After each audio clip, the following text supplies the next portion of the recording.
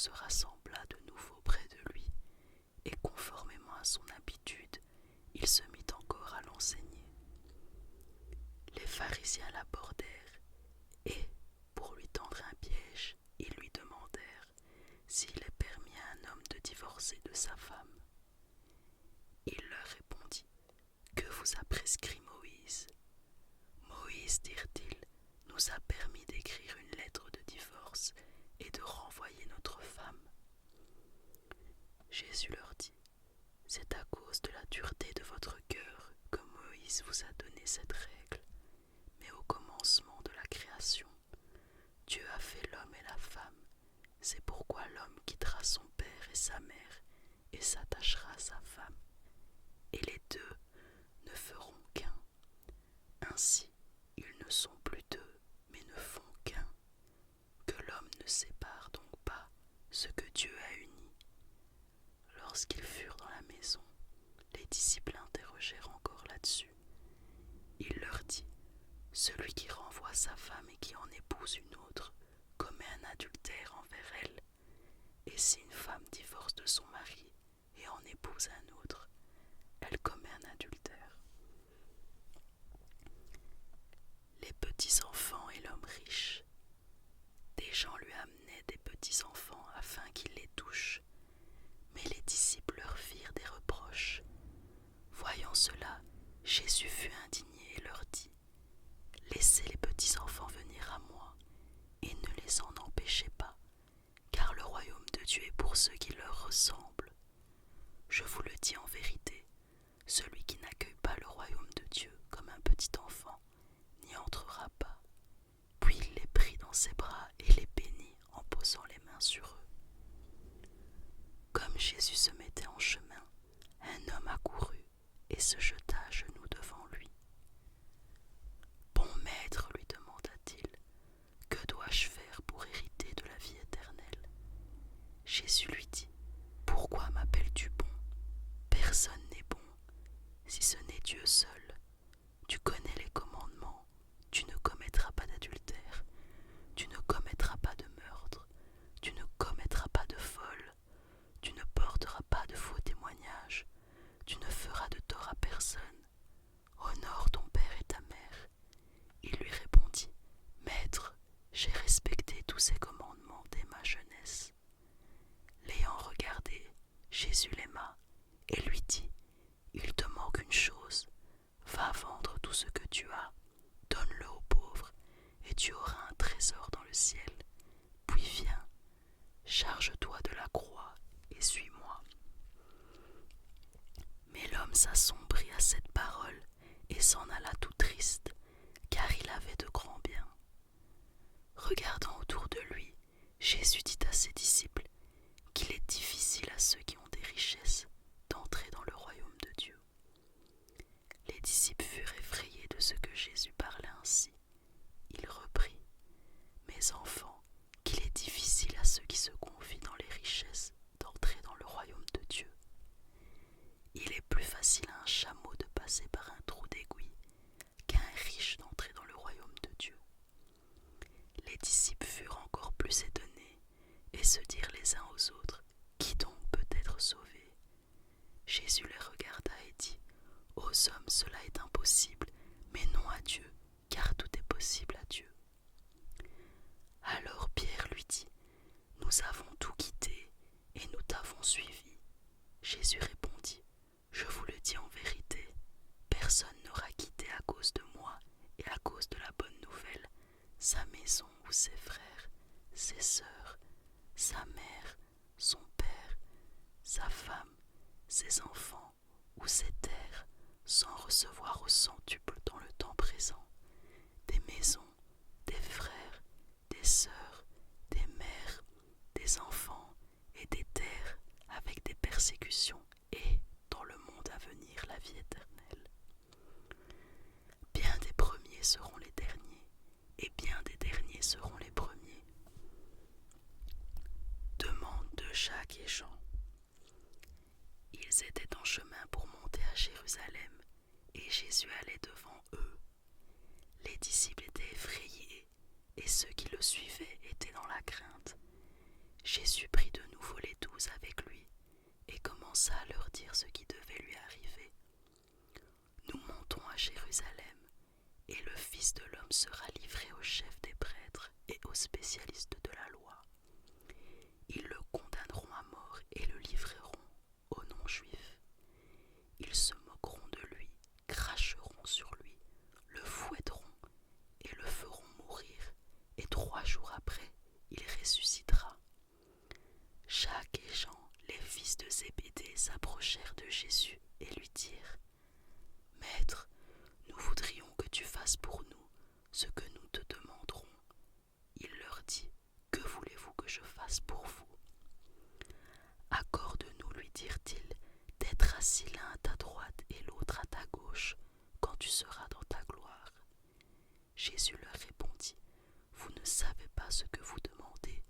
Pouvez-vous boire la coupe que je vais boire, ou être baptisé du baptême dont je vais être baptisé ? » Nous le pouvons, dirent-ils. Jésus leur répondit : « Vous boirez en effet la coupe que je vais boire, et vous serez baptisés du baptême dont je vais être baptisé.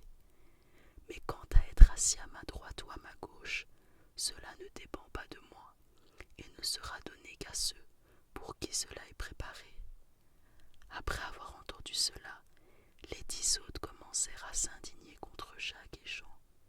Jésus les appela et leur dit : « Vous savez que ceux que l'on considère comme les chefs des nations dominent sur elles, et que leurs grands les tiennent sous leur pouvoir. Ce n'est pas le cas au milieu de vous, mais si quelqu'un veut être grand parmi vous, il sera votre serviteur, et si quelqu'un veut être le premier parmi vous, qu'il soit l'esclave de tous.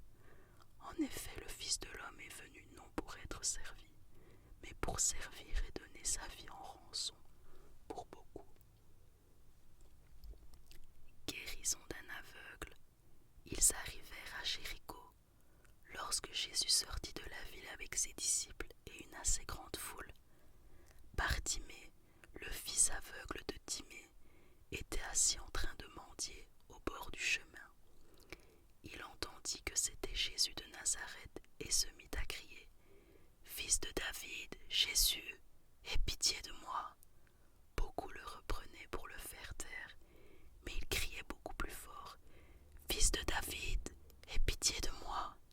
Jésus s'arrêta et dit : « Appelez-le. » Ils appelèrent l'aveugle en lui disant : « Prends courage, lève-toi, il t'appelle. » L'aveugle jeta son manteau et se levant d'un bond vint vers Jésus.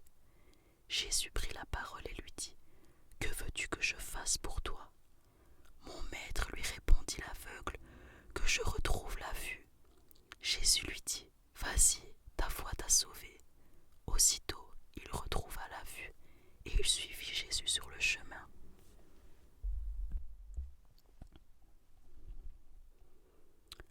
Entrée triomphante de Jésus à Jérusalem.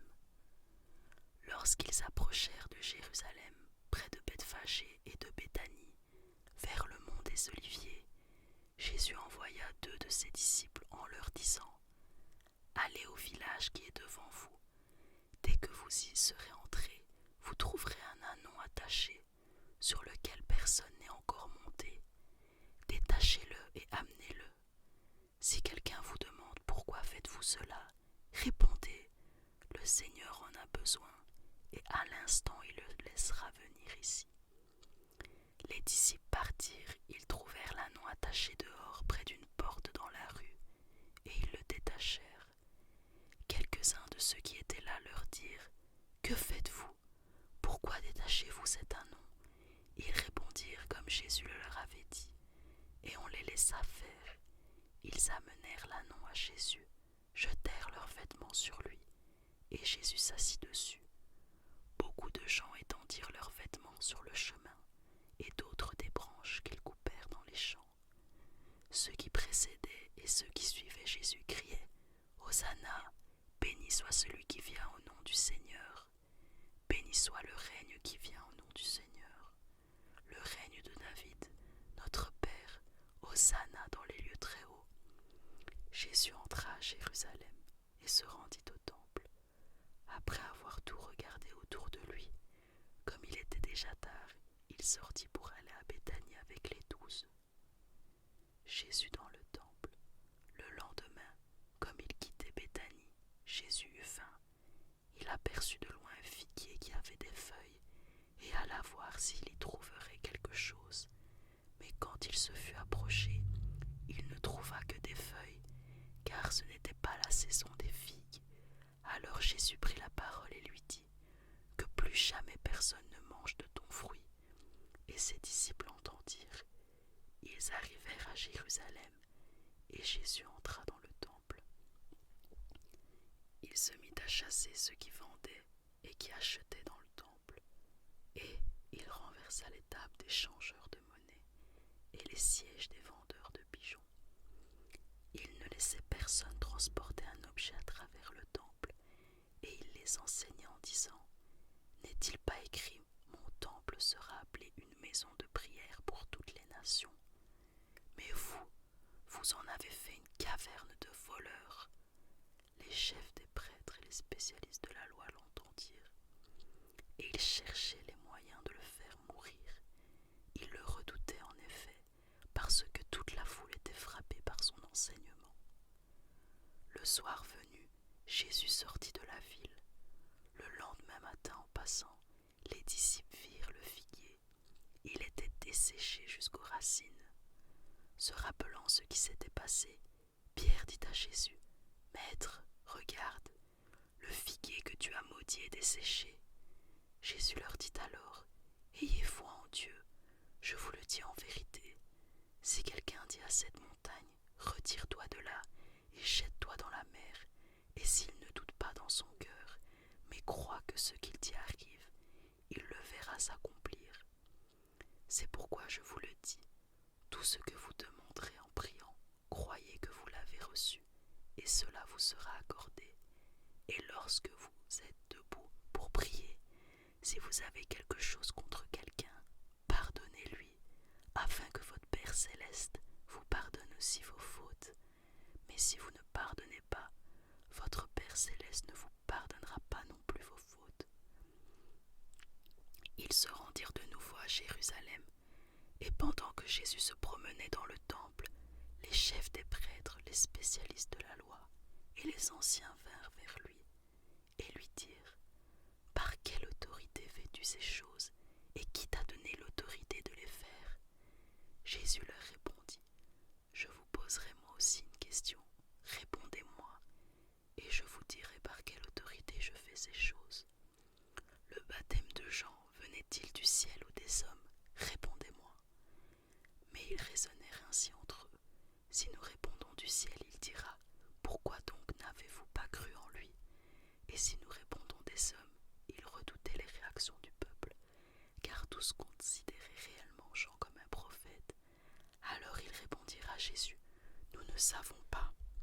Jésus leur répondit : moi non plus, je ne vous dirai pas par quelle autorité je fais ces choses. Voilà. J'espère que cette vidéo vous a plu. Je vous souhaite